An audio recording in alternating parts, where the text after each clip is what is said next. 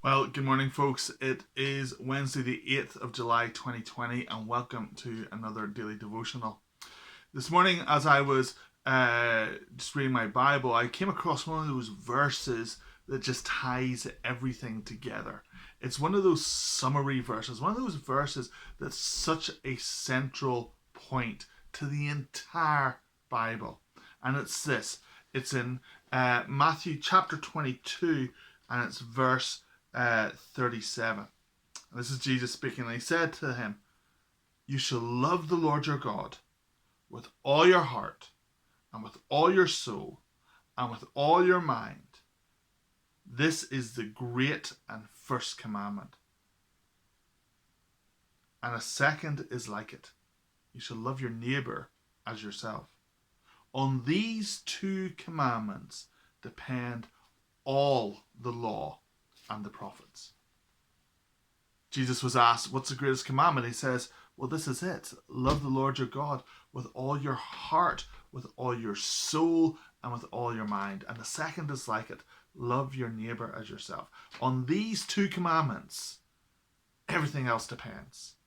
Everything else depends on these two things. You see, in the Christian life, there's always two dimensions. There's always the vertical, our relationship with God, and that always comes first. But that relationship with God always results on the horizontal plane, loving our neighbour as ourselves. And it's so key that we get this, because order in the kingdom is so important. We've got to put the first things first, because it's no good loving our neighbour but hating God, and it's no good loving God and hating our neighbour. Our love for God needs to manifest in love for our neighbours. Well, who's your neighbour? Well, it's anyone who's in need, right? That's what Jesus taught us in the story of the Good Samaritan whenever he was asked that very question. But we love the Lord our God with all our heart, with all our soul, and with all our mind. Now notice the all in this. It's all our heart, all your affections. You know, if there is areas of your heart that aren't given over to Jesus, man, you need to do that, because we're supposed to love him with all our heart. And it's actually the best possible thing for our hearts, because he brings healing wherever he goes, and he brings life wherever he goes, and he releases the Holy Spirit wherever he goes. And so we need to be a people who have healed hearts. And a healed heart is a heart full of affection for the Lord. And we're to love him with all our souls, our innermost being. You know, your soul, it's your mind, your will, and your emotions, right? But it's more than that. It's your inner man, your inner being. And as it connects with your spirit man, because you're a tripartite person, your body, soul, and spirit.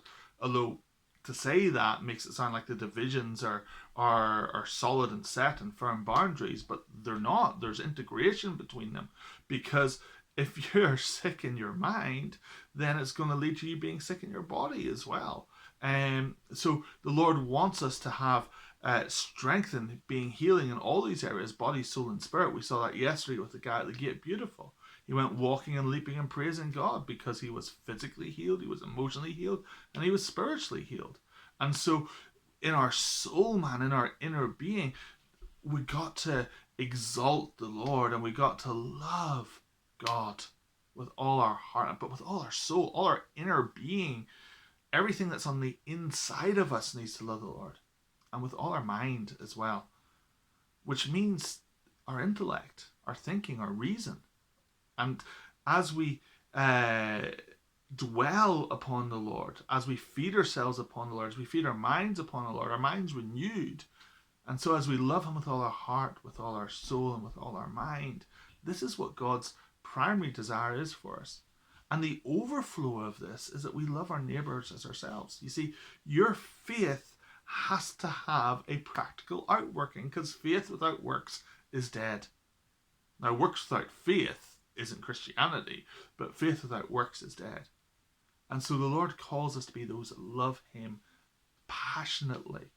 But that passionate love for him overflows so that we love our neighbours as we love ourselves. And the amazing thing is that because we love God, he shows us what love is for us.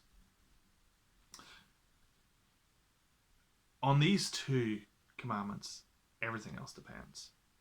If we're not loving God and we're not loving one another, then frankly we can forget it because we're not being Christians.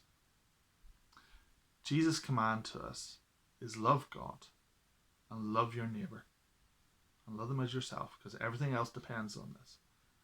If we don't get these two things right, then we don't get anything else right. And I want to encourage you today that He has placed His Spirit on the inside of you if you love Him. And that's what enables us to love one another. Because the first fruit of the Spirit, after all, is love. Have a great day.